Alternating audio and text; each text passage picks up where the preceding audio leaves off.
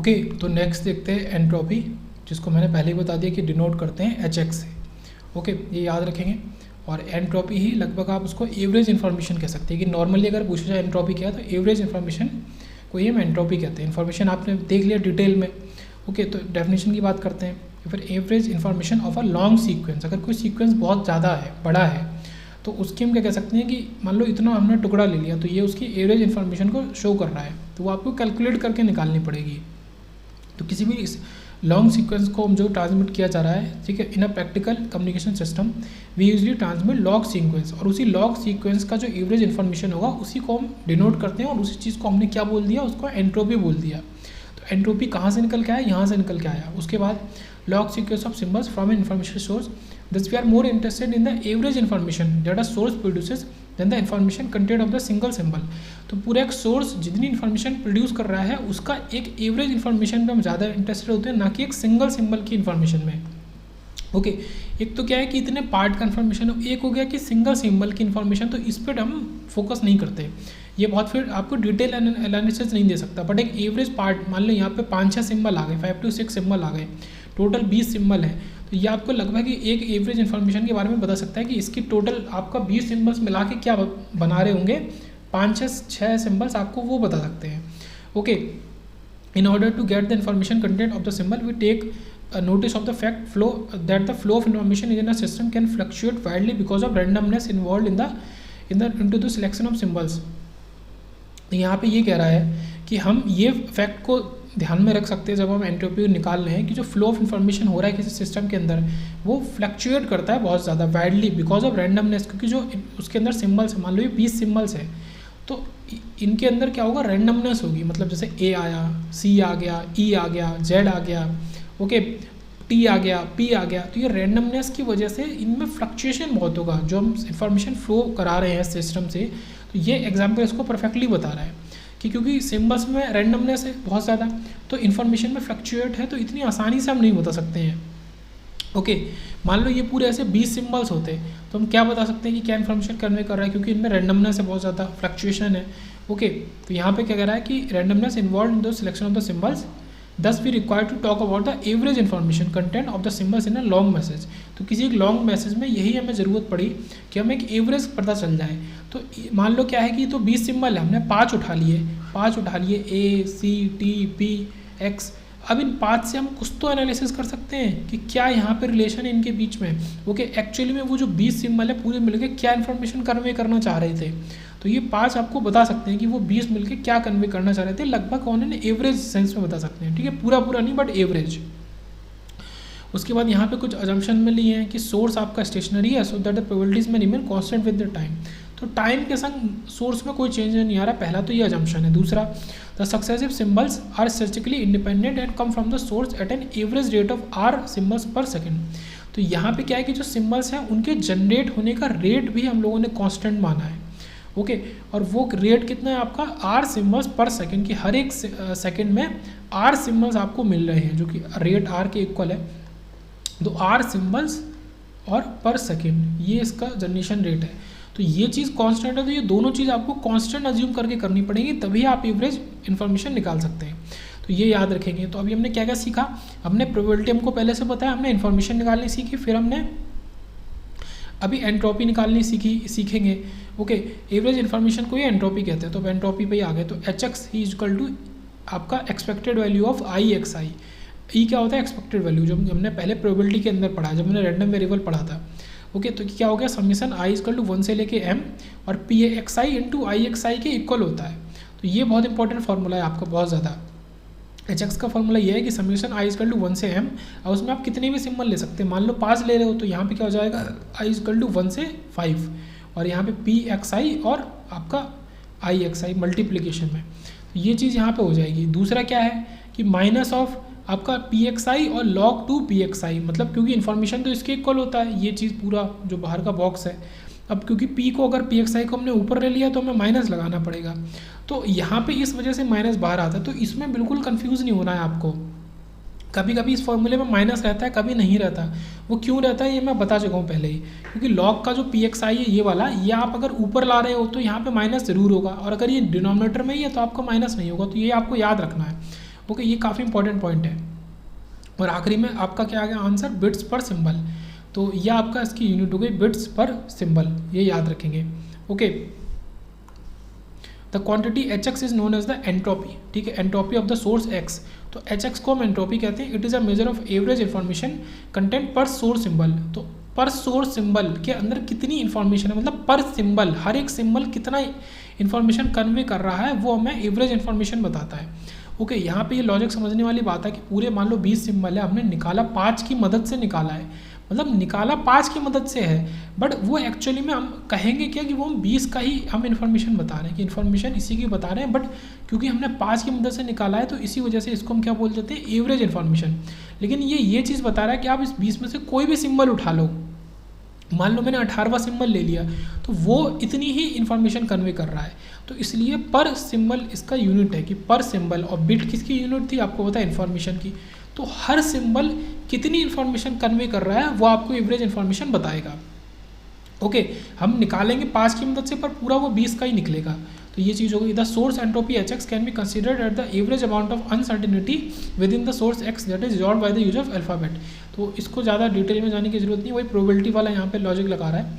दूसरा पॉइंट क्या आता है, ये चौथा पॉइंट क्या आता है, एंट्रोपी फॉर बाइनरी सोर्स। तो किसी भी बाइनरी सोर्स के लिए एंट्रोपी क्या होगी, देखते हैं। इट में be noted that for a binary source x which generates independent symbol 0 and 1। तो कोई भी बाइनरी सोर्स या तो 0 जनरेट करेगा या 1 जनरेट करेगा, और दोनों की प्रोबेबिलिटी भी इक्वल होगी क्योंकि 2 ही सिंबल है, 1/2 1/2। तो इसकी एंट्रोपी क्या होगी, सो माइनस, और एंट्रोपी का सीधा सा फॉर्मूला क्या है कि माइनस और pxi बाहर। ओके, अगर आप इस समेशन को यूज़ ना करो तो ये फॉर्मूला यूज़ करो, ठीक है, Hx का फॉर्मूला ये यूज़ करो, माइनस pxi, और आपका इसी में मल्टीप्लाई हो जाएगा log pxi। बहुत सिंपल फार्मूला कि इसमें भी pxi ऊपर है और log के अंदर भी pxi आपका ऊपर ही है, तो ये याद रखना है हमें, और दोनों के बाहर माइनस। तो अब यहाँ पे हमने यही किया है कि फॉर x के लिए हमने ये निकाली है प्रोबेबिलिटी, ओके, और दूसरा माइनस ये हमने 1 के लिए निकाल ली, मतलब ये 0 के लिए पहली वाली थी, ये 0 के लिए थी, और ये 1 के लिए है, तो दोनों की वैल्यू बिल्कुल सेम होगी। ओके, तो यहाँ पे कितना वैल्यू आएगा, लेकिन दोनों नेगेटिव है तो दोनों ऐड हो जाएंगी, ऐसा नहीं कि एक से दूसरे को काट दो, मतलब वो नहीं हो सकता, दोनों के बाहर माइनस है। तो -1/2 log बेस टू 1/2। तो इसको आप सॉल्व करोगे तो ये आपको 1 बिट पर सिंबल दे देगा, तो इसका आंसर आपका ऐड होके ओके 1 बिट पर सिंबल आ जाएगा, ये याद रखेंगे। अब इसमें कैसे सॉल्व कर सकते हैं, आप इस 1/2 को अगेन से इस 2 को ऊपर भेज दो, ठीक है। अब ये 1/2 तो प्रोबेबिलिटी थी, अब आप इसको 2 को ऊपर भेज दो तो इसमें फिर से एक 0 माइनस आ जाएगा, तो ये क्या हो जाएगा, प्लस हो जाएगा, +1/2 और log 2/2, ठीक है। दूसरा भी ऐसे हो जाएगा +1/2 और log 2/2। तो यह आपको समझ में आना चाहिए कि यहाँ पे ऐसा क्यों हो रहा है। तो हमने 2 को ऊपर भेज के और माइनस एक और दे दिया, तो माइनस माइनस प्लस हो गया, तो ये चीज़ आपका 1 होती है, ऐसे ही ये चीज़ आपका 1 होती है। तो 1/2 और +1/2 आपका क्या हो जाएगा 1। तो ये देखो इसका सॉल्यूशन आ गया 1 बिट पर सिंबल। तो बाइनरी सोर्स की एंट्रोपी हमेशा याद रखेंगे 1 बिट पर सिंबल होगी। उसके बाद आता है कि lower and upper bounds of entropy. तो लोअर और अपर बाउंड एंट्रोपी के क्या होते हैं, तो यहाँ पे मतलब रेंज की बात हो रही है कि एंट्रोपी का जो रेंज है हमेशा 0 से लेके log m/2 के बीच में ही होनी चाहिए एंट्रोपी। ओके, एवरेज इन्फॉर्मेशन ये एक्चुअल में कन्वे करता है, तो 0 से कम तो होनी नहीं चाहिए, ये तो बिल्कुल आप याद रखो, बट इसकी इन्फिनाइट नहीं हो सकती। जैसे इन्फॉर्मेशन तो इन्फिनाइट हो सकती है, मतलब इन्फॉर्मेशन इन्फिनाइट को टेंड करेगा अगर प्रोबेबिलिटी 0 को टेंड करेगा, मतलब ये चीज़ है कि प्रोबेबिलिटी 1/2 में रहती है इन्फॉर्मेशन के, तो ये चीज़ है। बट यहाँ पे इसकी रेंज log m/2 तक फिक्स है, ये याद रखेंगे। ओके, उसके बाद पढ़ते हैं where m is the size और नंबर ऑफ सिंबल। हमने कितने सिंबल यूज़ किए हैं, तो log m/2, मान लो हमने 4 सिंबल यूज़ किए हैं। ओके, मान लो m की वैल्यू 4 है, तो 4 है, तो आपका इसकी रेंज कितनी हो सकती है एवरेज इन्फॉर्मेशन या एंट्रोपी की, या आपका 2 से लेके 0 तक। क्यों, log 4/2 आपको दे देगा 2, तो ये इसकी रेंज हो गई। ओके, ये इसकी रेंज हो जाएगी अगर आपका m की वैल्यू 4 है, ये एक एग्जांपल है। तो यहाँ ये रेंज है, लोअर एंड अपर बाउंड है एंट्रोपी के। उसके बाद आगे क्या कह रहा है, ठीक है, of the alphabet source x the lower bound corresponds to no uncertainty. Lower bound ये बताता है कि कोई भी अनसर्टेनिटी नहीं है, मतलब आपका इन्फॉर्मेशन कब 0 होगी, जब प्रोबेबिलिटी 1 होगी। प्रोबेबिलिटी 1 कब होगी, जब कोई अनसर्टेनिटी ही नहीं होगी, मतलब आपको एकदम श्योर है कि ये चीज़ तो होके रहेगी, तो उसी केस में आपका ये 0 हो गया। दूसरी चीज़ which occurs when no one symbol has a probability 1।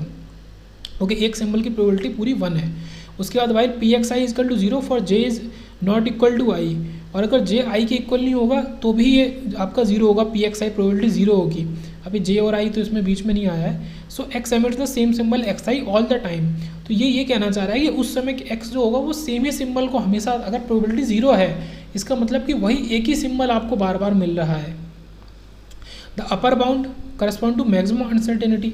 और अपर बाउंड किसकी वैल्यू को दे रहा है कि मैक्सिमम अनसर्टेनिटी कितनी हो सकती है, वो इसको दे रहा है log m बेस 2। मतलब यहाँ पे क्या है कि प्रोबेबिलिटी आपकी हाईएस्ट होगी, सॉरी प्रोबेबिलिटी लोएस्ट होगी इस जगह पे। ये याद रखेंगे कि ये जो वैल्यू है, जैसे यहाँ तो 2 आया, ठीक है, वैसे कुछ भी आ सकता है, log m बेस 2 में कुछ भी आ सकता है। m की वैल्यू आप कुछ भी रख दो तो वो कुछ भी वैल्यू देगा। मतलब यहाँ पे आपकी एक्चुअल में एंट्रोपी क्या है, एक्चुअल में एंट्रोपी इन्फॉर्मेशन ही है, बट बस वो एवरेज इन्फॉर्मेशन है। तो वो जब इन्फॉर्मेशन ही है तो जो चीज़ इन्फॉर्मेशन पे अप्लाइड है वही एंट्रोपी भी अप्लाइड होगी। तो आपका प्रोबेबिलिटी यहाँ पे बिल्कुल कम होनी चाहिए। वो ये बताना चाह रहा है कि यहाँ पे अगर आपका एंट्रोपी मैक्सिमम है तो प्रोबेबिलिटी आपका इस पॉइंट पे बिल्कुल लो होना चाहिए, ओके। या फिर मैक्सिमम अनसर्टेनिटी होनी चाहिए। तो maximum uncertainty is the lowest probability ही होती है ये, which occurs when p x i equal to 1/m, जब पी एक्स आई 1/m के इक्वल होगा, okay. For all i that is when all the symbols are equally likely to be emitted by x, ठीक है। तो इसको आखिरी line को रहने देते हैं। मेन यही लॉजिक यहाँ पे चल रहा था कि अपर और लोअर बाउंड क्या है एंट्रोपी का। तो जीरो से लेके log m बेस जीरो से लेके log m बेस 2 तक आपका रेंज होती है एंट्रोपी की। उसके बाद आगे चलते हैं इन्फॉर्मेशन रेट पे, कि डेफिनेशन एंड मैथमेटिकल एक्सप्रेशन की अगर बात करें, if the time rate at which source x emit symbols r, ठीक है। अगर सोर्स x जो आपका सोर्स इन्होंने बोला है वो एक सिंबल को एमिट करता है जो कि r सिम्बल्स पर सेकेंड है, अगर उसका टाइम रेट, एक्चुअल में टाइम रेट की बात कर रहा है कि सिम्बल्स को एमिट करने का या जनरेट करने का क्या आपका रेट है, वो ये बता रहा है कि वो r है, ओके। तो यहाँ पे हम एक्चुअल में इन्फॉर्मेशन रेट की बात पढ़ रहे हैं, बट यहाँ पे टाइम रेट सिम्बल्स को जनरेट करने का यहाँ पे यूज़ होगा। तो इसको इन्फॉर्मेशन रेट को हम नॉर्मली कैपिटल R से लिखते हैं, दिस इज़ कैपिटल R। तो कैपिटल R किसके इक्वल होता है, आपका HX, और इसमें टाइम रेट को अगर आप मल्टीप्लाई कर दे तो उसके इक्वल होता है। तो सिंपल सा फॉर्मूला है R इंटू HX। तो आपका जो कैपिटल R है वो इक्वल टू स्मॉल r और इंटू आपका एवरेज इन्फॉर्मेशन मतलब एंट्रोपी। तो इन्फॉर्मेशन रेट किसके इक्वल हो गया आपका, R equal to small r into HX, इसके इक्वल हो गया हमेशा, where R is the information rate capital R और HX इज द एंट्रोपी और small r is the rate at which symbols are generated, ठीक है। ये बार बार रिपीट करके मैं बात बोल रहा हूँ कि जिस रेट पे सिंबल आपके जनरेट हो रहे हैं वो स्मॉल r है, HX एंट्रोपी है, और ये कैपिटल R आपका इन्फॉर्मेशन का रेट है कि किस रेट से हमको इन्फॉर्मेशन मिल रही है। देखो दो चीज़ है, एक सिंबल्स है, एक इन्फॉर्मेशन है। तो एक रेट जो है वो आपका सिंबल का रेट है कि किस रेट से सिंबल जनरेट हो रहे हैं, उसी के कंपैरिजन में एक है कि किस रेट से आपको इन्फॉर्मेशन मिल रही है। बस इन्हीं दोनों के बीच में आपको किसको डाल देना है, HX को, ओके। तो ये आपका आंसर हो गया। तो ईजी है, इसमें कुछ भी ज़्यादा ऐसा नहीं करना, ओके। इसकी यूनिट क्या होगी, तो इसकी यूनिट निकालते हैं। रेट की, इसकी सिंबल रेट की यूनिट होगी सिंबल पर सेकंड, कितने सेकंड में, मतलब हर एक सेकंड में कितने सिंबल आपको मिल जा रहे हैं। तो ये तो सिंपल हो गई यूनिट निकालना। HX आपका इन्फॉर्मेशन बिट्स पर सिंबल, तो हर सिंबल के लिए कितनी इन्फॉर्मेशन मिल रही है, या फिर नॉर्मल बिट्स पर सिंबल भी बोल सकते हैं। तो यहाँ पे आप इन्फॉर्मेशन को आप हटा सकते हैं, नॉर्मल बिट्स पर सिंबल। जब आप यहाँ से सॉल्व करेंगे तो आपको इन्फॉर्मेशन रेट क्या दे देगा, बिट पर सेकंड या बिट्स पर सेकंड, ठीक है। सिंबल से सिंबल चला जाएगा। तो इसकी यूनिट याद रखना बहुत इंपॉर्टेंट, मैं इसको बोल देता हूँ बार बार कि इसकी यूनिट आप जरूर याद रखेंगे, ठीक है। कैपिटल R की ये इन्फॉर्मेशन रेट है और वो सिंबल जनरेशन रेट है। ये जो स्मॉल r है ये क्या है, सिंबल जनरेशन रेट है, ओके। तो इसकी यूनिट कैपिटल R की बिट्स पर सेकेंड। अब एक दो कुछ चीज़ें देख लेते हैं। यहाँ पे बोल रहा है कि verify the following expression, IXI into XJ equal to IXI plus IXJ if XI and XJ are independent. ये हम पहले भी देख चुके हैं कि IXI इंटू XJ किसके इक्वल हो गया, log PXI XJ, और ये दोनों मल्टीप्लाई हो रहे हैं तो दोनों के बीच में प्लस डाल देंगे। तो ये तो रिपीटेड क्वेश्चन हो गया पर इंपॉर्टेंट है। उसके बाद आगे चलते हैं। यहाँ पे बात कर रहा है डिस्क्रीट मेमोरी लेस सोर्स की, हैज़ 4 सिंबल है, ठीक है। 4 सिंबल है, कोई बात नहीं, विथ प्रोबेबिलिटीज़ 0.4, 0.3, 0.2, 0.1, कोई दिक्कत नहीं है। 4 सिंबल्स हैं, 4 प्रोबेबिलिटी। पहले तो आप HX निकालो। तो HX का सिंपल सा फॉर्मूला आपका क्या है, माइनस लगाना है और समीशन चारों का अलग अलग करना है, ठीक है। देखो कैसे करना है, माइनस लगाया, पहले की प्रोबेबिलिटी लिखी और उसी प्रोबेबिलिटी को आपने उठा के लॉग के अंदर भी लिख दिया। तो PXI और log बेस टू PXI, मतलब उसी PXI का आप एक बार सिंपल लिखो, एक बार log लेके लिख दो। ये log लेके है, ओके। तो ये हो गया -0.4 log -2.4। इसी तरीके से -0.3 log 0.3, -0.2 log 0.2, -0.1 log 0.1। अब यहाँ पे क्या है कि आप तो या तो कैल्सी का यूज़ करो या आपको गिवन हो वैल्यूज़ तो आप कर सकते हो, ओके। वरना यहाँ पे तो डायरेक्ट आंसर लिखा है कि 1.85 बिट्स पर सिंबल। तो ये इसकी यूनिट आ गई एवरेज इन्फॉर्मेशन की, कि हर सिंबल इतना बिट आपको इन्फॉर्मेशन देगा, ओके। तो ये चीज़ यहाँ पे याद रखेंगे। तो ये एक की आई, यहाँ पे इन्होंने लिखा है कि आप अगर टोटल निकालनी है, ठीक है, ये क्या है, HX निकाली, find the amount of information contain in the message x1 x2 x1 x3 and x4 x3 x3 x2 and compare with the HX obtain in part 1। तो कुल मिला के यहाँ पे ये कह रहा है, देखो ये इसने क्या किया है कि इनका सीक्वेंस बिगाड़ दिया है, बट हमें उससे कोई दिक्कत नहीं होनी चाहिए। आप बिल्कुल दिमाग में ये बात रखो कि हमें इससे कोई दिक्कत नहीं होनी चाहिए। क्यों? हमने जब इनको लिया तो इनका सीक्वेंस क्या है, हमें उससे कोई मतलब नहीं है एवरेज इन्फॉर्मेशन को, एंट्रोपी को। एंट्रोपी तो एवरेज निकल के आई कि हर एक सिंबल कितना है। तो ये जो वैल्यू है ना, ये 1.85, ये है 1.85। तो एक्चुअल में x1 भी इतना ही कैरी कर रहा है, x2 भी इतना ही कैरी कर रहा है, x3 भी इतना ही कैरी कर रहा है और x4 भी इतना ही कैरी कर रहा है। हमें नहीं पता है पर्टिकुलर कौन सा वाला ये कैरी कर रहा है, बट हमने क्या किया, सबका एवरेज निकाल दिया। अब जब ये चारों सिंबल ही इतनी ही एवरेज इन्फॉर्मेशन को कैरी कर रहे हैं, तो आप अगर यहाँ पे हमें मतलब है काउंट से कि कितने सिंबल का काउंट का आप पूछ रहे हो HX। अब यहाँ पे 4 सिंबल हैं, 1 2 3 4, ठीक है, x1 x2 x1 x3, यहाँ पे भी 4 सिंबल हैं। तो इनके रिगार्डिंग एंट्रोपी की वैल्यू सेम ही होगी, बट क्योंकि ये 4 है तो ये तो आपने एवरेज 1 की निकाली, तो आपको इस वजह से यहाँ पे 4 से मल्टीप्लाई करना पड़ेगा। तो बिल्कुल इसको याद रखेंगे, ओके। तो टोटल एंट्रोपी कितने हैं, 7.40। तो वो इसके लिए, इसके पे भी वैलिड है, वो इस पे भी वैलिड है, और वो अगर यहाँ पे भी पूछता कि 4 सिंबल्स के कितना है तो वो इस पे भी वैलिड है। ये काफ़ी अच्छा इंपॉर्टेंट क्वेश्चन है, इसको पॉज करके देख लेंगे। तो उसके बाद चलते हैं आगे। ये चीज़ इन्होंने यहीं पे यही करी है, ओके। पहले इन्होंने यहाँ पे अलग करके निकाला है कि प्रोबेबिलिटी ऑफ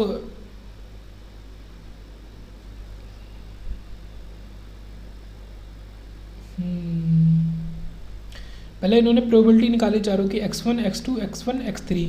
तो 0.4 0.3 0.4 0.2, मतलब प्रिसाइजली अगर ये बोले यह आपको और अच्छी वैल्यू देगा। मतलब ऐसी बात नहीं कि ये गलत है। देखो अगर आपको शॉर्ट में आंसर बताना है और आंसर के क्लोज आंसर बताना है तो ये आंसर भी सही है। अब ये आंसर सही क्यों है, ये इस लॉजिक पे सही है कि जो हमने एवरेज निकाल लिया कि एक सिंबल इतना इन्फॉर्मेशन कन्वे कर रहा है 1.85 बिट्स पर सिंबल, तो 4 कितना कन्वे करेंगे, इसके बराबर। मतलब अगर ये आपसे कहता है कि 4 सिंबल्स हम सीक्वेंस ले लें कोई भी आँख बंद करके, वो कितनी इन्फॉर्मेशन देंगे, वो 7.40 बिट्स पर सिंबल देंगे। बट स्पेसिफिकली यहाँ पे हमें उसका सीक्वेंस भी दे दिया है, तो हम और प्रिसाइजली अगर आंसर निकालना चाहें तो इस तरीके से निकाल सकते हैं। तो ये याद रखेंगे, ये पॉइंट बहुत ज़्यादा इंपॉर्टेंट है, ओके। कि अगर आपको इस तरीके से दिया P of x1 x2 x1 x3 अलग अलग दिया और उनकी आपको पता है ईच इंडिविजुअल आपको प्रोबेबिलिटी, तो 0.4 0.3 0.4 पॉइंट, तो टोटल आपका ये इतना निकला। तो टोटल इन्फॉर्मेशन कितनी निकलाएगी, माइनस लॉग बेस 2 इतना, ये 6.7 बिट्स पर सिंबल निकल के आएगा। तो ये इतनी निकल के आई, बट एक्चुअल में क्या है ना कि ऊपर तो हमसे एंट्रोपी पूछा है, तो ये एंट्रोपी नहीं है, एंट्रोपी आपका 7.40 ही है। यहाँ पे हमसे बोला गया, ये देखो, find the amount information content in the message and compare with the HX obtain in part 1। तो ये आपका इन्फॉर्मेशन कंटेंट मैसेज है, इन मैसेज है, और एंट्रोपी आपका यही है, ठीक है। ये आपका तीनों केस के लिए यही है, जो मैंने ये बोला ना कि ये और ले लो, ये और इसमें आप कुछ भी ले लो, सीक्वेंस पर डिपेंड नहीं करता, हमें काउंट से मतलब है। तो ये बात किस पे अप्लाई हो रही है, ये एंट्रोपी के लिए अप्लाई हो रही है, ओके। ये आपका HX के लिए अप्लाई हो रही है, ये याद रखेंगे। और यहाँ पे जो निकल के आ रहा है ये आपका इन्फॉर्मेशन निकल के आ रहा है। तो एक्चुअल में वो देखो, ये बात वो कह रहा है, आपको भी सीखने के लिए दे रहा है कि आपने एक तो आप एक्चुअल इन्फॉर्मेशन निकाल लो अलग अलग सीक्वेंसेस का, और एक आपने एंट्रोपी निकाली। एंट्रोपी क्या है, एवरेज इन्फॉर्मेशन, और फिर आप उस एवरेज वाले को नंबर 1 और नंबर 2 से कंपेयर करके देखो कि कितना चेंज आता है। तो ये चीज़ है कि इसमें 6.70 आया। अब इस वाले में क्या सीक्वेंस था, 4 3 3 2, मतलब 0.1 फिर 0.2 0.2 और 0.3। इसको सॉल्व करोगे तो 9.7 दे देगा। तो आपका 7.40 से ये इतना दूर है। देखो एवरेज तो 7.40 था, एक बार 6.70 आया और एक बार आपका 9.70 आया। देखो इतना आपका डिफरेंस आया है। तो ये बताना चाह रहा है कि आप मतलब हम एक बार को एवरेज इन्फॉर्मेशन निकाल तो लेते हैं एंट्रोपी की मदद से, बट वो काफ़ी डेविएट करती है एक्चुअल वैल्यू से। बट अगर आपको सीक्वेंस नहीं पता है, मान लो ये केवल देता है, ये आपको दे दिया और वो आपको कह रहा है कि जो फाइनल ये है, ठीक है, जैसे इन्होंने बाद में सीक्वेंस दिया है, तो ये सीक्वेंस नहीं देता कि इस सीक्वेंस से आपका अलग अलग मैसेज कंटेन हो रहे हैं, ये मैसेज 1 है, ये मैसेज 2 है। तो ये मैसेज अगर आपको सीक्वेंस नहीं दे रहा तो फिर आपको एंट्रोपी जो आपने निकाली है वो वही बताएगा। उसने बता दिया कि आपका 7.40 बिट्स पर सिंबल आपका इतना इन्फॉर्मेशन कन्वे कर रहा है, हर सिंबल तो वो लगभग इतना ही कर रहा है। बट स्पेसिफिकली अगर आपको बता दिया है कि आपका कुछ इस तरह का सीक्वेंस है तो आप सीक्वेंस वाइज भी निकाल सकते हो। ओके, तो ये याद रखेंगे। उसके बाद आते हैं नेक्स्ट क्वेश्चन पे। तो ये थोड़ा लेंथी क्वेश्चन हो जाएगा और नेक्स्ट क्वेश्चन में ये प्रूफ ऑफ लोअर बाउंड और अपर बाउंड है, इसको डिस्कस नहीं करेंगे, ये आप अपने बुक से या इसके पीडीएफ से देख सकते हैं, ठीक है। प्रूफ ऑफ लोअर बाउंड और अपर बाउंड, ये क्वेश्चन देख लेते हैं। यहाँ पे क्या कह रहा है, कंसीडर बाइनरी या फिर discrete binary memoryless source x, वही चीज़ है आपका कुल मिला के डीएमएस ही मान सकते हैं, विद टू सिम्बल्स x1 और x2, prove that hx is maximum when both x1 and x2 are equiprobable. तो यहाँ पे मतलब बहुत ज़्यादा इंपॉर्टेंट एक स्टेटमेंट निकल के आ रहा है, मतलब वो प्रूव करने को भी कह रहा है और वो स्टेटमेंट हमेशा वैलिड है कि hs हमेशा तभी मैक्सिमम होगा जब आपके जितने भी सिम्बल्स हैं वो इक्विप्रोबेबल होंगे, मतलब सबकी प्रोबेबिलिटी बराबर होगी, hx तभी मैक्सिमम होगा। ओके, तो आपके बहुत अच्छे इंजीनियरिंग सर्विसेज में और गेट में एमसीक्यू आते हैं इसी कॉन्सेप्ट से रिलेटेड। वहाँ पे क्या कहता है कि वो hx को बता देता है कि मैक्सिमम है और वो पूछ लेता है प्रोबेबिलिटी क्या है। मान लो उसने कह दिया 4 सिंबल है और hx मैक्सिमम है, तो चारों की प्रोबेबिलिटी 1/4 1/4 1/4 1/4 होगी। ये आपको कैसे पता है, क्योंकि hx मैक्सिमम है, या फिर वो आपको कह देता है कि इक्विप्रोबेबल है और hx की वैल्यू कितनी होगी तो hx मैक्सिमम होगा, तो दोनों एक दूसरे से रिलेटेड है। तो हमको यही बताना है, क्वेश्चन में कुछ भी दिया नहीं है खास, आपको x1 x2 दो दे दिए हैं और कुछ भी नहीं दिया, आपको प्रोबेबिलिटी भी खुद अज्यूम करनी है। तो मान लो मैंने प्रोबेबिलिटी अज्यूम कर ली है, अज्यूम दैट px1 एक की प्रोबेबिलिटी अल्फा है, जब एक की अल्फा हो गई तो दूसरे वाले की कितनी होगी 1 माइनस अल्फा, है ना। अगर दो सिंबल हैं, एक की प्रोबेबिलिटी 0.4 है तो दूसरे वाले की कितनी होगी 1.6, और 0.6 क्या होता है 1 माइनस 0.4। तो वही लॉजिक हमने यूज़ किया है। तो hx निकालते हैं, एंट्रोपी इजकल टू माइनस और 1 से m तक या फिर 1 से 2 तक, तो pxi log बेस 2 pxi, तो एक बार माइनस अल्फ़ा और log 2 अल्फ़ा, एक बार -1 माइनस अल्फ़ा और log 2 1 माइनस अल्फ़ा। तो ये चीज़ हमें यूज़ करनी है। तो यहाँ पे क्या है ना कि हमें मैक्सिमम प्रूफ करना है, तो यहाँ पे आपको डिफ्रेंशिएशन का इस्तेमाल और मैक्सिमम मिनिमा जो मैथ्स में पढ़ते हैं कैलकुलस में, ओके, मैक्सिमम मिनिमा उसका इस्तेमाल करना पड़ेगा। कभी भी किसी चीज़ का मैक्सिमम या मिनिमम वैल्यू निकालनी होती है तो उसको हमेशा डिफ्रेंशिएट किया जाता है। ओके, तो इसी के रेस्पेक्ट में डिफ्रेंशिएट कर देंगे प्रोबेबिलिटी के रेस्पेक्ट में। तो DHX अपॉन डी अल्फ़ा, तो डी अपॉन डी अल्फ़ा इस पूरे इसका ये जो हमने ऊपर लिया है इस पूरे का ही आप डिफ्रेंशिएशन कर दो, तो यही चीज़ हम यहाँ करेंगे। तो ये आपको क्या दे देगा, ओके, तो ये d upon d x of log b base y का हम यहाँ पे एक्चुअल में देख रहे हैं कि इस रिलेशन का यूज़ करके अगर आप इस लॉग का करते हो, ठीक है, जो कि जिसका बेस बी है और वाई का आप कर रहे हो, तो यहाँ पे क्या दे देगा 1/y तो बाहर दे देगा, और ये लॉग आपका डी वाई डी एक्स अंदर फिर से आ जाएगा और इसका बेस हो जाएगा e, ये याद रखेंगे। तो कुछ यही चीज़ हम करेंगे। तो जब इसका हम डिफ्रेंशिएशन कर रहे हैं तो log minus log alpha 2 alpha तो बाहर इधर आ गया, और देखो इन्होंने शॉर्ट में कर दिया है। दिक्कत ये है, जैसे हम इसको उठाते हैं पहले वाले को, तो इसको माइनस अल्फ़ा लिखो, और ये जो अंदर का लॉग अल्फ़ा है तो इसको 1/अल्फ़ा लिख दो फिर से, और आपका फिर से ये लॉग 2 अल्फ़ा तो लिखी दो, जो चीज़ हमने यहाँ पे फिर से करी है कि log d y upon d x e b, तो इसको दोबारा लिखना है। तो ये चीज़ है, तो ये अल्फ़ा अल्फ़ा कट जाएगा, तो इस वजह से आपका आंसर में केवल आपको यही मिलेगा माइनस लॉग अल्फ़ा बेस 2, और यहाँ पे क्या हो जाएगा क्योंकि ये 1 माइनस अल्फ़ा है, ये 1 माइनस अल्फ़ा है, तो आप जब आंसर लिखोगे तो -1 माइनस अल्फ़ा आएगा, इसका जो अल्फ़ा का कोफिशिएंट है वो भी आपका आ जाएगा। मतलब ये देखो डिफ्रेंशिएशन आपका अच्छा होना चाहिए तभी इसका डिफ्रेंशिएशन होगा। अगर आप -1 माइनस अल्फ़ा और लॉग बेस 2 1 माइनस अल्फ़ा का डिफ्रेंशिएशन कर रहे हो तो आपको आंसर में मिलेगा -1 माइनस अल्फ़ा, और आपका 1/1 माइनस अल्फ़ा मिलेगा ही मिलेगा, और -1 भी मिलेगा क्योंकि इसका कोफिशिएंट -1 है, और फिर ये तो आपका रिपीट हो ही जाएगा। तो ये तो कट जाएगा एक दूसरे से, बट माइनस माइनस कट के प्लस हो जाएगा। तो इस वजह से यहाँ आपको प्लस मिला और log बेस 2 1 माइनस अल्फ़ा तो फिर से मिला ही। तो ये क्या बन जाएगा, अब दोनों प्लस हैं और सॉरी ये प्लस है, ये इससे माइनस हो रहा है, मतलब एक्चुअल में क्या है ये log 1 माइनस अल्फ़ा और माइनस log अल्फ़ा। तो जब ये इससे माइनस हो रहा है तो इसको हम कैसे लिख सकते हैं, log 1 अपॉन अल्फ़ा भी लिख सकते हैं, ठीक है। तो जब जो चीज़ माइनस होती है log में वो डिवाइड हो जाती है, आपको पता है। ये आंसर आ गया आपका log base 2 1 minus alpha upon alpha. अब मैक्सिमम वैल्यू निकालने के लिए इसको 0 के इक्वल रख देंगे।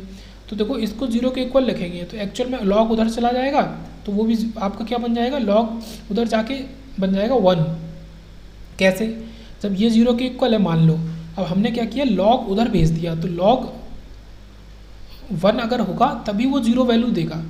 ओके, ये 0 वैल्यू आपको कब मिल रही है, अगर ये log 1 होगा। कैसे, देखो ऐसे, ये log 1 माइनस अल्फ़ा है अपॉन अल्फ़ा है इक्वल टू 0 है मान लो। अब हम क्या करेंगे, इसको इस तरीके से लिख सकते हैं कि log 1 और आपका 1 माइनस अल्फ़ा अपॉन अल्फ़ा। तो एक्चुअल में इस log को हम उधर ले गए।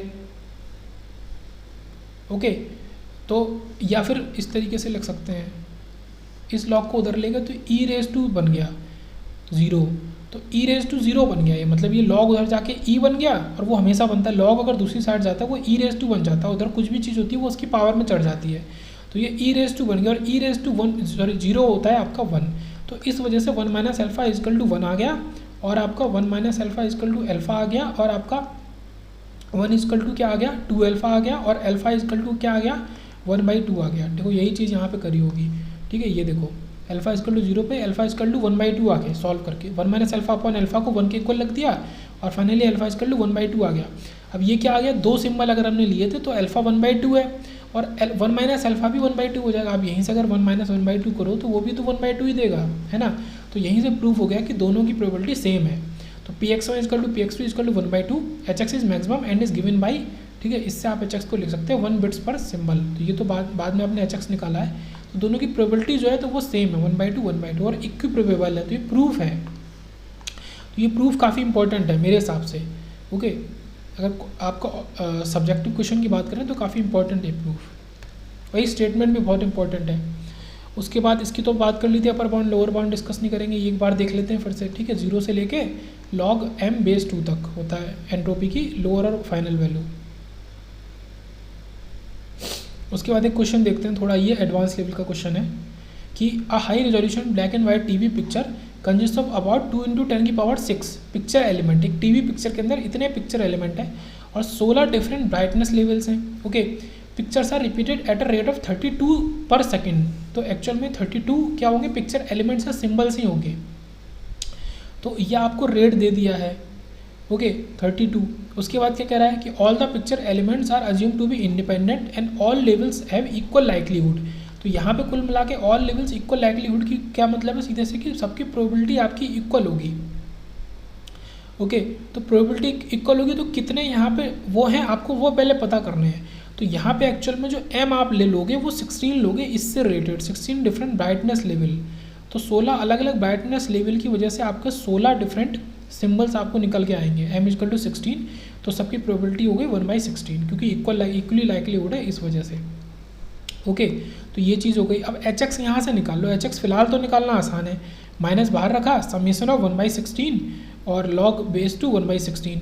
अब इसको सॉल्व करोगे तो हमेशा ये याद रखो कि ये हमने 1/16 तो एक की प्रोबेबिलिटी ली है और आप समेशन में लगा रहे हैं i इक्वल टू 1 से 16, तो ये तो सेम ही है। तो ये चीज़ एक्चुअल में क्या बन जाएगी, ये वैल्यू आपको दे देगी 16।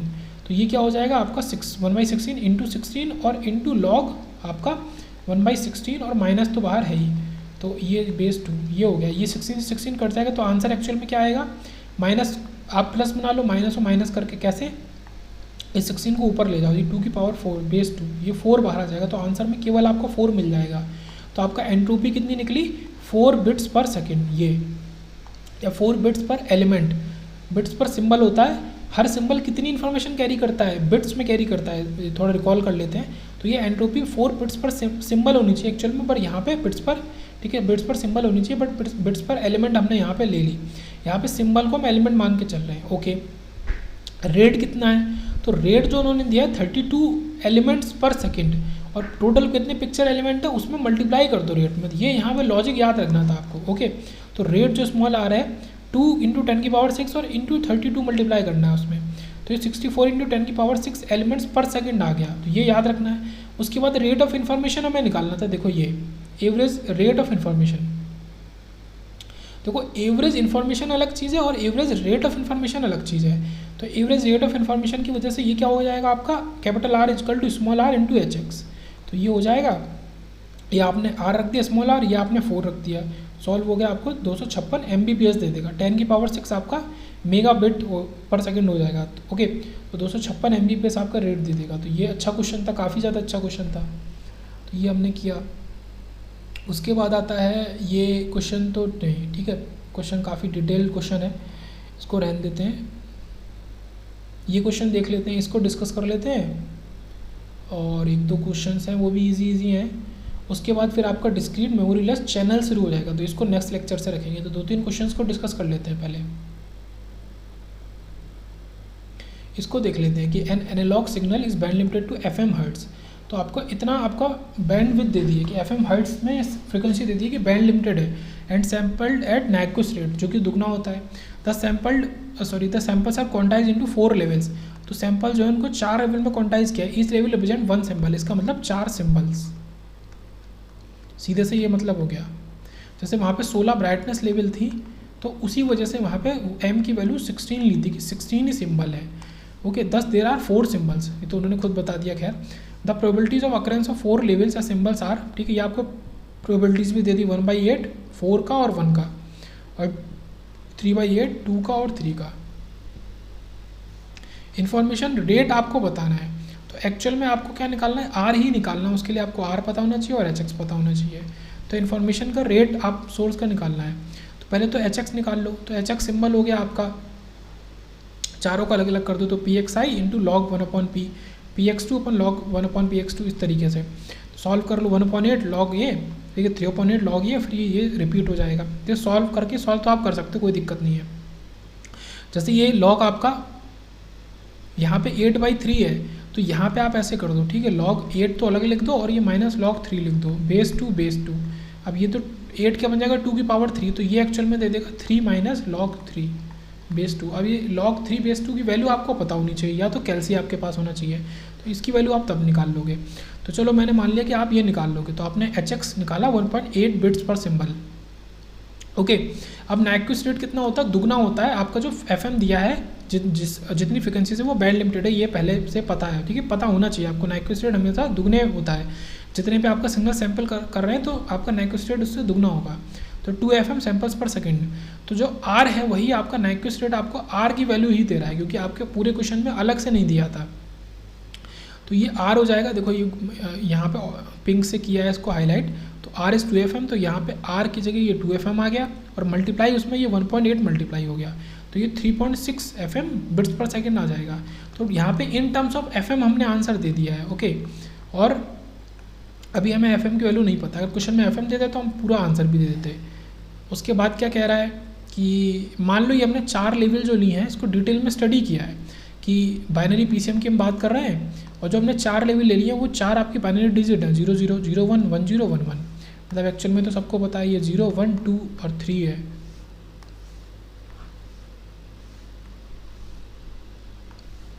ओके, 0 1 2 3 है, तो उनकी प्रोबेबिलिटीज़ अपना अलग अलग ये हो गई। उसके बाद वो क्या कह रहा है, has 2 binary bits are required to send each symbol. 2 binary digit हर सिंबल को भेजने के लिए हमें चाहिए। We know that symbols are send at a rate of 2 FM symbols per second, therefore transmission rate of binary digits will be. तो transmission rate कितना होगा आपका, हम 2 बाइनरी डिजिट चाहिए, तो 2 का जितना होगा दुगना हो जाएगा। मतलब हर सिंबल के लिए जो हमने 2 FM निकाला वो 1 का है, ठीक है। 1 मतलब कह सकते हैं कि इस 1 का है मान लो। अब इस वाले 1 का, इस वाले 0 का भी आपको लिखना पड़ेगा, तो ये 2 गुना हो जाएगा इस वजह से, ये 2 इसमें आ जाएगा, तो ये 4 FM बिट्स पर सेकंड आ जाएगा, ठीक है। बाइनरी डिजिट्स का जो रेट होगा, बिट्स का रेट होगा, वो दुगना हो जाएगा। तो यहाँ पे एक्चुअल में वो कहना क्या चाह रहा है वो समझते हैं। Because 1 bit is capable of conveying 1 bit of information, the above coding scheme is capable of conveying 4 FM bits of information. But जो हमने लिया था उसमें 3.6 FM निकला था इन्फॉर्मेशन का। This means that the information carrying ability of binary PCM is not completely utilize of the transmission scheme. तो यहाँ पे कुल मिला के ये बात कह रहा है, ये आपने निकाला है जनरल केस, कि जनरल केस में जो आपका पीसीएम होता है, बाइनरी पीसीएम होता है, पल्स कोड मॉड्यूलेशन, तो वो आपका 4 FM तक इन्फॉर्मेशन रेट दे देता है। बट हमने जो इस वाले क्वेश्चन में देखा है तो हम 3.6 ही निकाल पा रहे हैं, मतलब हम पूरा उसको यूटिलाइज नहीं कर पा रहे हैं। बस इतना वो कंक्लूजन आपको बता रहा था सीखने के लिए कि पूरा हम जितनी उसकी कैपेबिलिटी है पीसीएम की सिस्टम की उतना हम यहाँ पे यूटिलाइज नहीं कर पा रहे हैं, बस ये चीज़ यहाँ पे बता रहा है। उसके बाद आते हैं कि if transmission scheme of last example obtain information in the transmission scheme of last example, वही आपका बाइनरी पीसीएम। उसके बाद कह रहा है obtain the information rate if all the symbols are equally likely. तो मान लो अब यहाँ पे हमें इक्वली लाइकली दे दिया, तो आपको ये पता है तुरंत कि यहाँ पे एंट्रोपी मैक्सिमम होगी, है ना। एंट्रोपी मैक्सिमम केवल और केवल तभी होती है जब आपका इक्वली लाइकली होता है प्रोबेबिलिटी। तो एंट्रोपी निकाल लो आप, ठीक है, 4 टाइम्स करके, और एक सिंगल की निकाल लो और आपकी चारों की निकल आएगी। तो एंट्रोपी निकली 2 बिट्स पर सिंबल, आर है 2 FM, ये पहले से पता है। तो यहाँ पे देखो हमने पूरी तरह से यूटिलाइज़ किया, देखो इस जगह पे। और ये कब यूटिलाइज कर पाया, जब एंट्रोपी मैक्सिमम है। और एंट्रोपी कब मैक्सिमम हुई, जब चारों की प्रोबेबिलिटी इक्वल हुई। तो हमेशा याद रखना कि अगर आपको इस तरीके का केस दिया, जैसे ऊपर दिया था, देखो ये 4 प्रोबेबिलिटी की वैल्यू दी है, अब ये चारों इक्वल नहीं है, तो हमेशा क्या होगा ना, ये लेस देन ही रहेगा। इसकी जितना ये मैक्सिमम निकाल सकता है, जैसे 4 FM निकाल सकता था, तो यहाँ पे सॉल्व करके आंसर हमेशा 4 FM से कम ही आएगा। कुछ भी आ सकता है, 3.6, 3.8, 3.5, 1, 2, 3 जो भी, बट 4 FM से कम आएगा। ये चीज़ है यहाँ पे, ओके। तो जब तक मैक्सिमम एंट्रोपी नहीं होगी तब तक आपका इन्फॉर्मेशन का रेट भी मैक्सिमम आप नहीं भेज सकते। उसके बाद इस क्वेश्चन में देखते हैं, a discrete source emits 1 of 5 symbols once every millisecond. हर एक मिली सेकेंड में 5 में से एक सिंबल वो भेज रहा है, ओके। तो यहाँ पे क्या है कि यहाँ पे टाइम बता रहा है। सिंबल रेट जो एक्चुअल में सिंबल रेट स्मॉल आर किसके इक्वल हो गया, 1/TB के इक्वल हो गया। और टीबी क्या है आपका, कितने उसमें भेज रहा है, हर एक मिली सेकेंड में, पर मिली सेकेंड। इसका क्या मतलब हो गया कि एक सेकेंड में कितने भेज रहा है, आपको ये सॉल्व करना पड़ेगा। मतलब वो कह रहा है कि 5 में से एक सिंबल वो भेज रहा है 1 मिली सेकेंड में, ठीक है। देखो 1 सिंबल इन 1 मिली सेकेंड, तो 1 सेकेंड में कितने भेजेगा, इन 1 सेकेंड कितने भेजेगा, आपका 1000 सिंबल, ठीक है। सॉल्व कर लोगे ऐसे 1/10⁻³ इसको ऊपर ले जाओ तो इतने हो जाएगा। तो अगर 1 मिली सेकेंड में एक सिंबल भेज रहा है, इसका मतलब कि 1 सेकेंड में तो वो 1000 सिंबल्स को भेजेगा। तो काफ़ी हाई वैल्यू हो गई 1000 सिंबल्स, ओके। तो 1000 सिंबल्स को भेज रहा है वो। तो ये चीज़ तो हमने अलग निकाली, सिंबल रेट निकाला। अब हमें इन्फॉर्मेशन रेट निकालना है, तो उसके लिए R × HX। तो देखो स्मॉल r तो निकाल लिया, HX निकालना है। HX आसानी से निकाल सकते हैं। आपको यहाँ पे 5 सिंबल, उनकी 1/2, 1/4, 1/8, 1/16, 1/16 प्रोबेबिलिटी दी है। तो प्रोबेबिलिटी से आप HX निकाल लो, 1/2 log 2, 1/4 log 4, 1/8 log 8, 1/16 log 16, 1/16 log 16। तो ये कैसे, आप ये याद रखो, क्योंकि इनमें क्या होता है कि लॉग अगर आप बाहर माइनस नहीं ले रहे हो, प्लस ले रहे हो, तो ये लॉग आपका जो इसके अंदर प्रोबेबिलिटी वो डिनोमिनेटर में रहती है। अब लॉग डिनोमिनेटर में ये 1/, और प्रोबेबिलिटी खुद भी एक रेसिप्रोकल के फॉर्म में दी है। तो जब आप 1/16 करोगे तो 16 चला जाएगा ऊपर। इसी वजह से यहाँ पे जो भी प्रोबेबिलिटी लॉग में मिली है वो आपको न्यूमरेटर में ही मिली है। इसको सॉल्व करके ये आपका नॉर्मल ऐसे आ जाएगा। इन सबको ऐड कर लो तो आपका इतना आ गया, और इसी को मल्टीप्लाई कर दो। तो इसी को मल्टीप्लाई कर दोगे तो R आपका 1000 है, तो ये 1.875 आपका 1875 बन जाएगा, ठीक है। 1875 बिट्स पर सेकेंड। ये बिट्स पर सेकेंड यूनिट होती है कैपिटल R की, ये तो आपको पता ही है। तो इस तरीके से सॉल्व करेंगे, ठीक है। ये मिली सेकेंड वाला एग्जाम्पल यहाँ पे याद रखेंगे। उसके बाद आता है probability of 5 possible outcomes of an experiment आ रही, ठीक है। प्रोबेबिलिटी आपको दे दी, ये पिछले वाले क्वेश्चन की तरह ही है। अब हमें एंट्रोपी निकालना है, इन्फॉर्मेशन रेट अगर 16 आउटकम निकलने हैं हर एक सेकंड में, ओके। तो सेम पिछले वाले क्वेश्चन की तरह, तो एंट्रोपी तो सेम आई 1.875, बट यहाँ पे 16 आउटकम निकलने हैं हर एक सेकंड में, तो यहाँ पे 16 यूज़ करेंगे, ना कि 1000 यूज़ करेंगे। तो 16 × 15/8 आपको वैल्यू दे देगा 30 बिट्स पर सेकेंड, ओके। यहाँ का जो 15/8 है हमने इसको यूज़ कर लिया क्योंकि इससे कैलकुलेशन आसान हो जाएगा। हमने इसको यूज़ नहीं किया क्योंकि कैलकुलेशन एक मुश्किल हो जाएगा। उसके बाद बात करते हैं लास्ट क्वेश्चन इस लेक्चर का, an analog signal band limited to 10 kHz is quantize in 8 levels, okay, of a PCM system with probabilities of 1/4, 1/5, 1/5, 1/10, 1/10, 1/20, 1/20 and 1/20। तो यहाँ पे 8 लेवल्स मतलब 8 सिम्बल्स हैं। Find the entropy and the rate of information. तो पहले तो आप क्या निकालो, we know that according to sampling theorem the signal must be sample at a frequency double. तो कितने पे आपका सैंपल होना चाहिए, अगर 10 हर्ट्ज इन्होंने दिया तो आप 20 हर्ट्ज पे सैंपल करोगे। पहले तो आप ये निकालो फ्रीक्वेंसी, एच एक्स निकालो, एच एक्स सिंपल है 1/4 log 4, 1/5 log 5, 1/5 log 5, 1/10 log 10, इस तरीके से सॉल्व कर लो इनको। ये 2.84 बिट्स पर मैसेज आ गया। तो ये आपका आ गया कि हर मैसेज में इतने बिट्स होने चाहिए। बिट्स पर सिंबल भी लिख सकते हो आप, या बिट्स पर मैसेज भी लिख सकते हो। तो एज अ सैम्पलिंग फ्रीक्वेंसी आपकी कितनी होगी, तो ये जो आर है, ये आर है आपका एफ एस इसको 20, तो ये आपने 20 किलो हर्ट्स निकाली, इसका मतलब 20,000 मैसेजेस पर सेकेंड निकली। तो ये आर आप इस एफ एस की मदद से निकालते हो। तो अगर ये 20,000 किलो हर्ट्स है तो ये आपका यूनिट हो जाती है सिम्बल्स पर सेकेंड। ठीक है, स्मॉल आर की यूनिट आपको पता होनी चाहिए, सिम्बल्स पर सेकेंड होती है, और कैपिटल आर की बिट्स पर सेकेंड। ये हर सेकंड में कितनी इन्फॉर्मेशन मिल जा रही है, तो ये चीज़ है। तो यहाँ पे एच एक्स को हम 20,000 को इसको 20,000 से मल्टीप्लाई करेंगे। ठीक है, तो ये चीज़ है। तो यहाँ पे याद रखेंगे इस 10 किलो हर्ट्ज से स्मॉल आर को निकालेंगे कैसे, दुगना करके, क्योंकि नाइक्रो स्टेट में सैम्पलिंग डबल में की जाती है। तो ये आपका आंसर आ जाएगा 56,800 बिट्स पर सेकेंड।